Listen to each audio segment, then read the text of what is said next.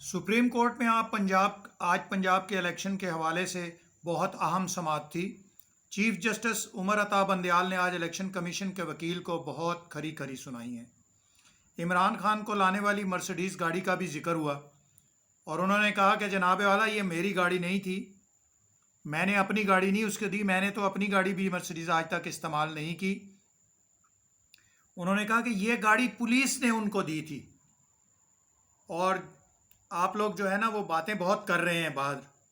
Justice Munib और एजाजुल एहसन साहब ने इलेक्शन कमीशन के वकील को आज बहुत लाजवाब किए रखा और उन्हें बहुत टफ टाइम दिया। आज की समाअत जो थी वो रिव्यू और अपील के मामले पर थी असल में, और चीफ जस्टिस भी आज जनाब खुल कर बोले। उन्होंने कहा माजी में आप लोग 4-3 और 3-4 के बहस में उलझे रहे थे। हम आपके माजी पर नहीं जाते हैं और ना हम माजी में आपने जो कुछ किया हमारे साथ उनका मतलब उनका इशारा मुस्लिम लीग नून की जानिब और जो उनके दरवाजे के बाहर हुआ इस पर था कि हम आपके माजी पर बात नहीं करेंगे। हम यहाँ खुदा की रज़ा और उसके काम के लिए बैठे हुए हैं। हम खामोश हैं तो इसका मतलब ये नहीं है कि हमारे दरवाजे पर खड़े होकर ये बातें करें, ऐसी बातें ना करें, और आप ऐवान में भी खड़े होकर ये बातें ना करें। हमें सब मालूम है, हम खामोश हैं तो इसका मतलब ये नहीं है कि हम समझते नहीं हैं। हम अल्लाह के काम में, अल्लाह के इस काम के हिस्सेदार हैं और वो ख़ुद जिसने हमें इस अपने काम पर लगाया है वो अपने काम को जानता है और जब चाहता है वो अपने काम को मुकम्मल करता है। तो हम खुले दिल से ये बैठे हुए हैं। उन्होंने ये कहा आज जो है ना वो बहुत बहुत सख्त किस्म की बहस की है चीफ जस्टिस मुनीब और एजाजुल एहसन साहब ने, और चीफ इलेक्शन कमीशन के जो वकील हैं उन्हें बहुत टफ टाइम दिया है और वो घबराए रहे, वो परेशान रहे। और चीफ जस्टिस ने इस बात को 2 मरतबा दोहराया कि इमरान खान को गाड़ी मैंने नहीं पुलिस ने दी थी, फिर भी हम पर बातें हुई। जस्टिस मुनीब ने कहा कि आप कह रहे हैं रिव्यू ले लें, तो रिव्यू तो 10 साल पहले भी 184 में कोई आदमी आ जाएगा जिसका 10 साल पहले भी केस का फैसला हुआ होगा, वो आ जाएगा और फिर ये कहेगा कि मेरे केस का भी रिव्यू लिया जाए। तो इस तरह तो हम माजी से ही कभी निकल नहीं सकेंगे और फिर जो है ना लोगों की बातें ही सुनते रहेंगे 10 साल पहले वाली। तो ऐसा मुमकिन नहीं हो सकता। आपकी दलील में कोई वज़न नहीं है, चीफ जस्टिस ने उनको बताया इलेक्शन कमीशन के वकील को। इलेक्शन कमीशन के वकील घबराए हुए लग रहे थे और उनकी घबराहट दीदनी थी उस वक्त। उनको समझ में नहीं आ रहा था कि उन्हें क्या करना चाहिए। फिर जस्टिस मुनीब ने कहा कि आप मफरूज़ों पर बात कर रहे हैं। सरीना ईसा केस पर जब उन्होंने बात की तो चीफ जस्टिस को बहुत ही गुस्सा आया, तो उन्होंने कहा कि आप नई नई बातें लेकर आ रहे हैं, ये सिर्फ 2 मिनट का केस है। हम आपको इसलिए सुन रहे हैं कि कोई कसर बाकी ना रह जाए, कोई आपको शिकवा ना रहे। मतलब ये था कि जनाब ਤੁਹਾਨੂੰ कोई शिकवा शिकायत ना रह जाए कि ਅਸੀਂ ਤੁਹਾਨੂੰ टाइम नहीं दिता, नहीं तो 2 मिनट का केस जे इंज भुगत जाएगा।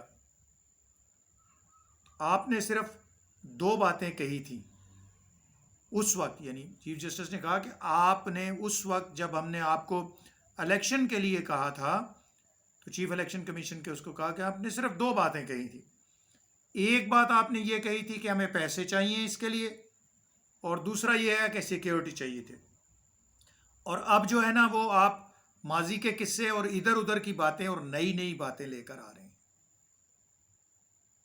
रिव्यू सिर्फ इसी तरीके से लिया जा सकता है कि आपने जो पहले बात की है उसमें अगर कोई कमी रह गई है ना तो आप उस पर बात कर सकते हैं। नई बातों का मतलब रिव्यू नहीं है। समझ गए आप इस बात को? तो इलेक्शन कमीशन के वकील तकरीबन जज साहब के सामने आज परेशान नजर आए। ऐसा लग रहा है कि जजेस इलेक्शन के मामले से बिल्कुल पीछे हटते नजर नहीं आ रहे हैं। इलेक्शन कमीशन का वकील वक्त मांगता रहा, کہ सोमवार को कर दें सर, इसको सुन लें। एक एक दो दो चार चार दिन करके ना हुकूमत किसी तरीके से मामलात को आगे ले जा रही है। वो शुरू से ही हुकूमत का एक सिलसिला रहा है कि वक्त गेन कर रही है।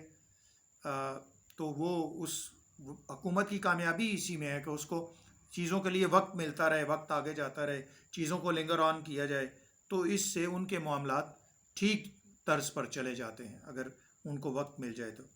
इलेक्शन कमीशन का वकील बस वो वक्त ही मांगता रहा, तो चीफ जस्टिस ने कहा कि नहीं, हम इसको कल ही सुनेंगे और हर हाल में कल इस पर बात होगी, वरना आगे जुमा आ जाएगा और हम ये चाहते नहीं हैं कि इसमें वक्त ज़ाया किया जाए। देखें, इसमें कुछ लोग ये कह रहे हैं कि चीफ जस्टिस अब इस बात पर कुछ कर नहीं पाएंगे, बस ये लटक गया है केस और शायद ऐसा ना हो सके। लेकिन मैं ये कहता हूँ कि जो चीफ जस्टिस या इस किस्म की पर्सनालिटीज़ होती हैं जो कानून के इतने बुलंद मर्तबे पर ये लोग बैठे होते हैं, तो ये हम आम आदमी से ज़रा ज़्यादा चीज़ें समझ रहे होते हैं।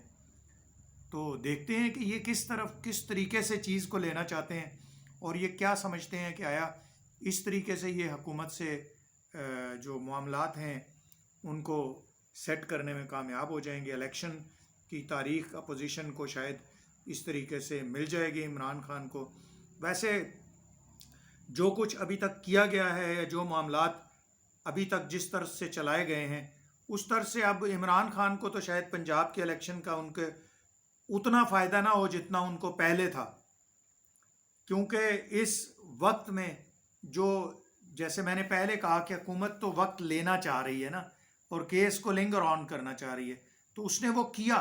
उसने जो वक्त लिया हुकूमत में, उस दौरान इमरान खान के साथ वो कुछ हो गया कि जिसकी वो तवक्को नहीं करते थे और जिससे शायद वो संभल पाएंगे या नहीं संभल पाएंगे। इसका भी पीडीएम को फ़ायदा हुआ और पीडीएम अभी भी इन चीज़ों में उलझा कर और इन चीज़ों को लंबा करके यही फ़वाइद हासिल करना चाहती है और इसी तरह पीटीआई कमज़ोर से कमज़ोर उसको करने के चक्कर में है और वो मज़ीद कमज़ोर हो गई और तो फिर उनके वो मकासद पूरे हो जाएंगे जो वो चाहते हैं और वो अपनी मर्ज़ी के वक्त पर इलेक्शन कराने में कामयाब हो जाएंगे। अब देखना ये है कि इमरान खान को ये इलेक्शन मिल ले तो इससे उसे कोई फ़ायदा होगा या नहीं होगा।